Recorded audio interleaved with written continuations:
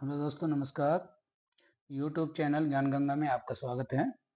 आइए बात करते हैं सीमांत उपयोगिता ह्रास नियम की। देखिए, ये थोड़ा गलत हो गया है, इसको हम ठीक कर देते हैं। हास लिखा हुआ है, हास का ह्रास है ये। ठीक है सर, ये उपयोगिता ह्रास नियम है, इसकी बात करते हैं। सर्वप्रथम गोसेन नाम के अर्थशास्त्री ने घटती हुई उपयोगिता के विचार का प्रयोग किया था, जिसे बाद में मार्शल ने एक सिद्धांत के रूप में प्रस्तुत किया। इसलिए इस नियम को गोसेन का पहला नियम कहकर पुकारा जाता है। सीमांत उपयोगिता ह्रास नियम हमें यह बताता है कि जैसे जैसे हम किसी वस्तु का उपभोग करते हैं, वैसे वैसे उपभोग की जाने वाली वस्तु की अगली इकाई से हमें घटता हुआ सीमांत उपयोगिता प्राप्त होती है। उपयोगिता ह्रास नियम को विभिन्न अर्थशास्त्रियों ने अलग अलग तरीके से परिभाषित किया है।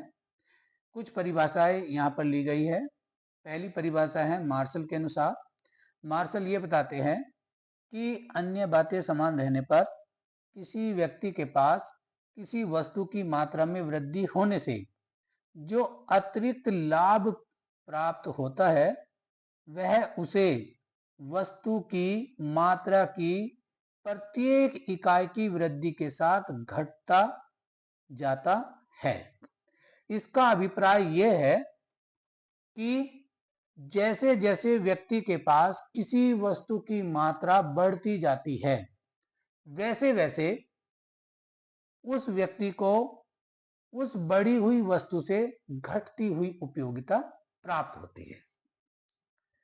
दूसरी परिभाषा चैपमैन की है। इन्होंने कहा है किसी वस्तु की जितनी भी अधिक मात्रा हमारे पास होती है, उस वस्तु की मात्राओं में वृद्धि के लिए हम उतने ही कम इच्छुक होते हैं, अथवा उतनी ही हम उसकी अतिरिक्त वृद्धि नहीं चाहते।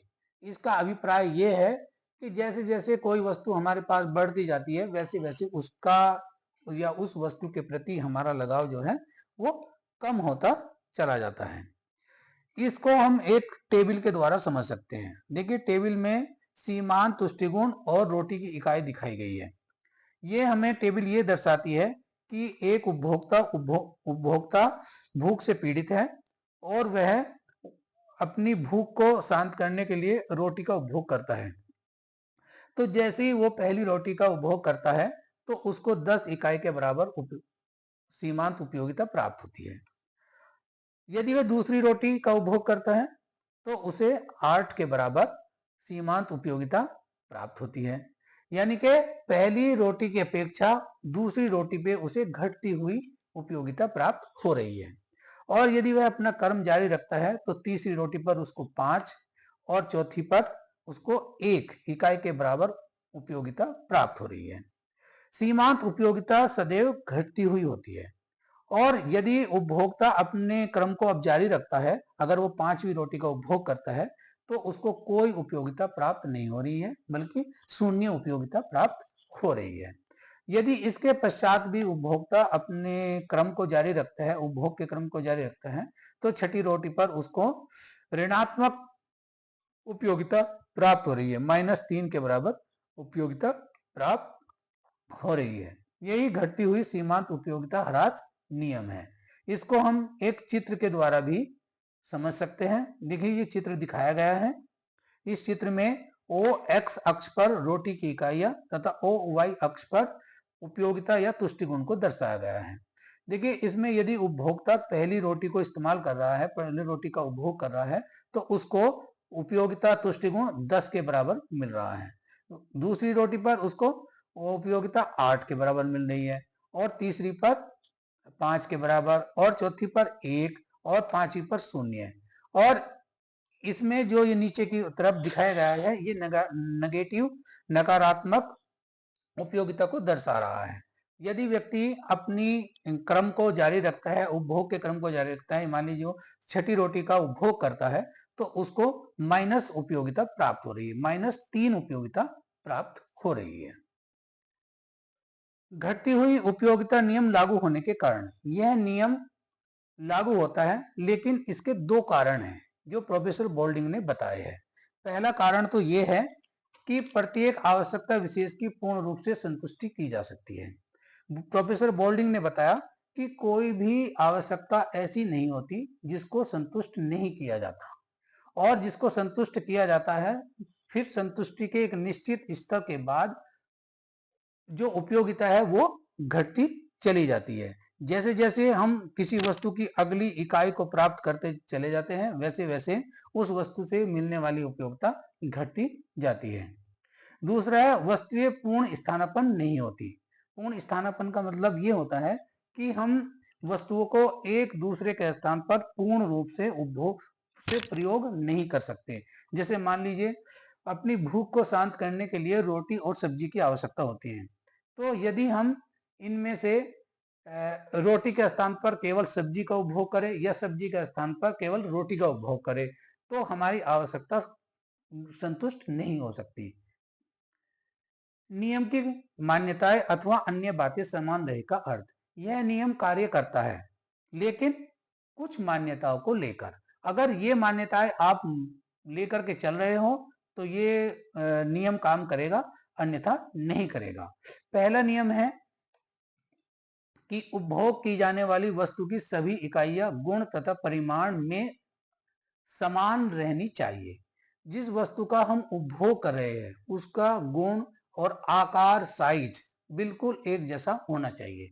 ऐसा नहीं है कि एक इकाई आकार में बड़ी है और दूसरी इकाई आकार में छोटी है। गुण की बात यह है कि मान लीजिए कोई व्यक्ति अपनी भूख को शांत करने के लिए रोटी का उपभोग कर रहा है, तो पहली रोटी तो उसको ऐसे ही दे दी गई और दूसरी रोटी मक्खन के साथ दे दी गई, तो दूसरी रोटी की उपयोगिता पहली रोटी की अपेक्षा अधिक होगी। तो यहाँ पर ये क्या होगा कि ये नियम फेल हो जाएगा। तो इसीलिए कहा गया है कि उपभोग की जाने वाली प्रत्येक वस्तु की इकाइयां गुण तथा परिमाण में समान रहनी चाहिए। दूसरा है, उपभोग निरंतर क्रम में होना चाहिए। यदि हम किसी वस्तु का उपभोग कर रहे हैं तो निरंतर क्रम में करें। ऐसा नहीं है कि अब उपभोग किया और फिर 2 घंटे बाद किया। अगर क्रम टूट जाता है तो यह नियम फेल हो जाता है। तीसरा है, उपभोक्ता की मानसिक स्थिति यथावत रहनी चाहिए। ऐसा कहा जाता है कि पागल या दिवालिया या इस तरह से अगर कोई व्यक्ति मानसिक रूप से पीड़ित है तो उन पर यह नियम लागू नहीं होता। वस्तु की इकाई का आकार पर्याप्त होना चाहिए। वस्तु की जो इकाई है उसका आकार पर्याप्त हो। ऐसा नहीं है कि बहुत छोटा हो और ऐसा भी नहीं होना चाहिए कि बहुत बड़ा हो, नहीं तो नियम फेल हो जाएगा। फिर है, पूर्ण प्रतियोगिता होनी चाहिए जिसमें वस्तु और उनके स्थानापन्नों की कीमतें स्थिर बनी रहे। वस्तु पूर्ण प्रतियोगिता का अर्थ यह है कि पूर्ण प्रतियोगिता बाजार की वह दशा है जिसमें क्रेता और विक्रेता को वस्तु विशेष के बारे में पूरी जानकारी होती है। इसलिए कोई भी क्रेता और विक्रेता अपने व्यवहार से वस्तु को या वस्तु की कीमत को प्रभावित नहीं कर सकता। फिर है, उपभोक्ता की आय। ये आय नहीं है, ये आय है, इनकम है। उपभोक्ता की आय और उपभोग प्रवृत्ति में कोई परिवर्तन नहीं होना चाहिए। यदि उपभोक्ता की आय और उपभोग प्रवृत्ति में परिवर्तन हो गया तो यह नियम फेल हो जाएगा। फिर लास्ट है, उपभोक्ता की रुचि, फैशन आदि में कोई परिवर्तन नहीं होना चाहिए। अगर उपभोक्ता की रुचि, फैशन आदि में कोई परिवर्तन हो गया तो यह नियम तो भी फेल हो जाएगा। नियम के कुछ अपवाद है जिसमें यह नियम काम नहीं करता है, जैसे दुर्लभ तथा विचित्र वस्तुएं। दुर्लभ तथा विचित्र वस्तुओं के संदर्भ में यह नियम काम नहीं करता। कुछ वस्तुएं ऐसी होती है जो दुर्लभ होती है, जिनको प्राप्त करने से उपभोक्ता को या व्यक्ति को जो उपयोगिता है वो बढ़ते हुए क्रम में प्राप्त होती है। जैसे मान लीजिए कुछ दुर्लभ चित्र होते हैं, और दुर्लभ चित्र ऐसे होते हैं कि मान लीजिए एक मिल गया तो इंसान ये सोचता है कि दूसरा मिल जाए, दूसरा मिल गया तो तीसरा मिले। वो इस तरह से क्या करता है, एक संग्रह करना चाहता है। तो जैसे जैसे उनकी मात्रा बढ़ती चली जाएगी वैसे वैसे उनके प्रति उनकी जो उपयोगिताएं है वह भी बढ़ती चली जाएगी। दूसरा है सुरीले गीत व सुंदर कविता। सुरीले गीत और सुंदर कविता के संदर्भ में भी यह नियम लागू नहीं होता। क्यों नहीं होता? क्योंकि जैसे जैसे हम मधुर गीत सुनते हैं या सुंदर कविता सुनते हैं, तो जितनी बार हम सुनेंगे उतनी ही बार हमें बढ़ती हुई उपयोगिता प्राप्त होगी। क्योंकि जो गीत हमारे मन को भा जाता है वह उसको हम बार बार दोहराते हैं, गुनगुनाते रहते हैं, तो यहाँ पर यह नियम लागू नहीं होता। तीसरा है शराबी व्यक्ति। शराबी व्यक्ति पर भी यह नियम लागू नहीं होता। कहा जाता है कि शराबी शराब का पहला पैक पीने के पश्चात जब दूसरे पैक का उपभोग करता है तो उसे बढ़ती हुई उपयोगिता प्राप्त होती है, और तीसरे का पैक का उपभोग करेगा तो उसको और उपयोगिता प्राप्त होती है, क्योंकि उसका मानसिक संतुलन बिगड़ जाता है। चौथा है वस्तु के उपभोक्ताओं की संख्या में वृद्धि। यदि वस्तु के उपभोक्ताओं की संख्या में वृद्धि हो जाती है तो भी यह नियम कार्य नहीं करता। फैशन और दिखावटी उपभोग। यदि फैशन और दिखावटी उपभोग का दौर चल जाता है तो यह नियम फेल हो जाता है। धन संचय की प्रवृत्ति। यदि किसी के अंदर धन संचय की प्रवृत्ति हो गई तो जितना धन उसके पास आएगा उसके प्रति उसकी लालसा और बढ़ती चली जाएगी, उपयोगिता और बढ़ती चली जाएगी, तो ये नियम फेल हो जाएगा। नियम की कुछ आलोचनाएं हैं। नियम की आलोचनाएं क्या है? नंबर 1 है, देखिए, उपयोगिता की मात्रा को मापना संभव है। ये नियम यह मान करके चलता है कि हम उपयोगिता को माप सकते हैं, जबकि अर्थशास्त्रियों ने इसकी आलोचना की है और बताया है कि हम उपयोगिता जो है वो एक मनोवैज्ञानिक धारणा है, इसलिए हम इसको केवल महसूस कर सकते हैं, फील कर सकते हैं, इसे स्पर्श नहीं कर सकते या संख्यात्मक रूप में व्यक्त नहीं कर सकते।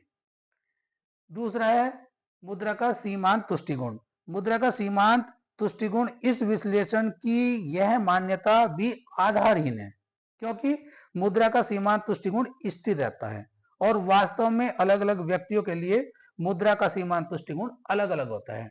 अमीर व्यक्ति के लिए मुद्रा का कोई महत्व नहीं है, जबकि गरीब व्यक्ति के लिए मुद्रा का बहुत ज्यादा महत्व है। अमीर व्यक्ति 1 रुपए को ऐसे उड़ा देगा और गरीब व्यक्ति 1 रुपए के लिए बहुत सोच समझकर कदम उठाएगा। उपयोगिता में परिवर्तन।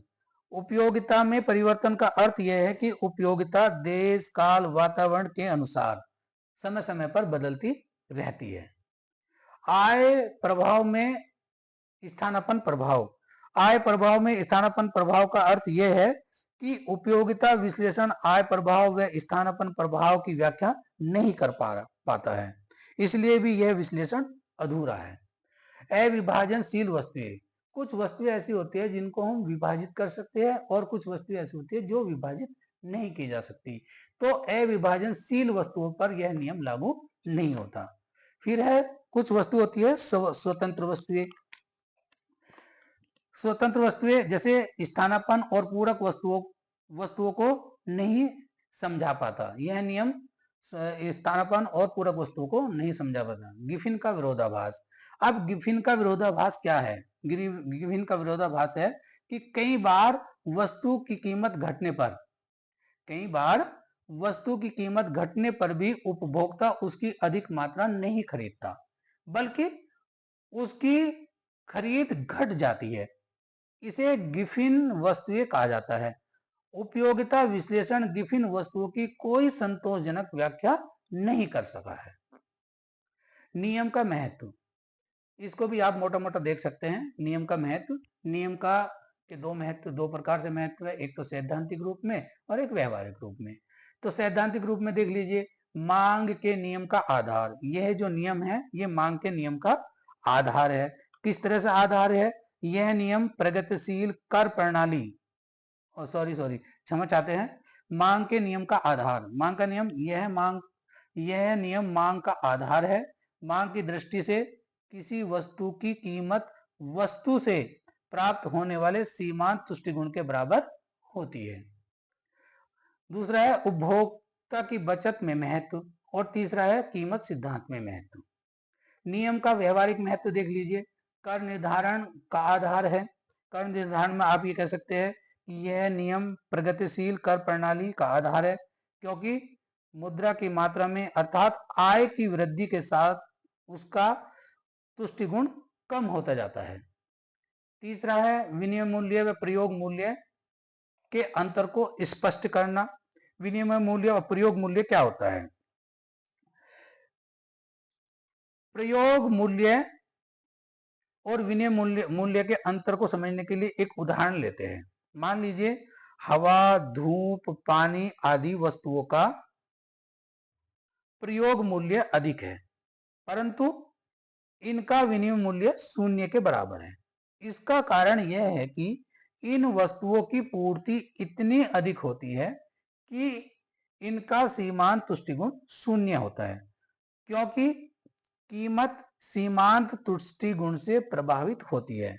अतः इन वस्तुओं का प्रयोग मूल्य बहुत अधिक होते हुए भी उनका विनिमय मूल्य शून्य होता है, क्योंकि ये प्रकृति के द्वारा प्रदत्त वस्तुएं हैं। और अधिक संतुष्टि।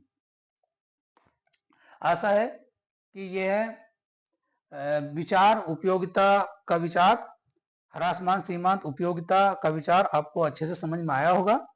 समझ में आया है तो एक लाइक कर दीजिएगा, चैनल को सब्सक्राइब कर दीजिएगा और इसको शेयर कर दीजिएगा। वीडियो को अंत तक देखने के लिए आपका बहुत बहुत धन्यवाद।